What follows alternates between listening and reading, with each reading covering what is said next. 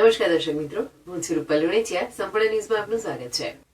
Palanpur Deesa highway પર આવેલી Arihant pump નામની ફેક્ટરીનો વ્યવસાય વેરો બાકી હોવાથી પાલિકાની ટીમ દ્વારા ફેક્ટરીને સીલ કરવામાં આવી હતી. ત્યારબાદ ફેક્ટરીના સંચાલકોએ પાલિકા તંત્રનો વેરો ભરપાઈ કરવાની બાહેધરી આપતા પાલિકાએ ગણતરીના કલાકોમાં સીલ ખોલી દેવામાં આવ્યું હતું.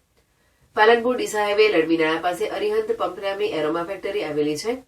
આ ફેક્ટરીમાં મોટરો બનાવવા માટે કર્મચારીઓ કામ કરે છે, જે પાલિકાનો વ્યવસાય વેરો નિયમિત ભરવામાં આવતો ન હોવાથી અંદાજિત 8 લાખ ઉપરાંતનો વ્યવસાય વેરો ચડી જતા પાલિકા વ્યવસાય વેરા વિભાગના અધિકારી કમલેશભાઈ ત્રિવેદી અને ટેક્સ અધિકારી નરેશભાઈ જોશી દ્વારા મંગળવારે વહેલી સવારે પાલિકાની ટીમ સાથે ફેક્ટરી પર પહોંચી ફેક્ટરીને સીલ કરવામાં આવી હતી.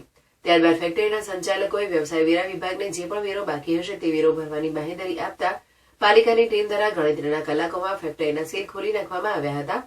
આ અંગે વ્યવસાય વેરા અધિકારી કમલેશભાઈ ત્રિવેદીએ જણાવ્યું હતું કે ફેક્ટરીનો અંદાજે 8 લાખ ઉપરાંતનો વ્યવસાય વેરો બાકી હોવાથી ફેક્ટરીને સીલ મારવામાં આવી હતી, પરંતુ તેમને ભરવાની ખાતરી આપતા સીલને હાલ પૂરતા ખોલી નાખવામાં આવ્યા છે.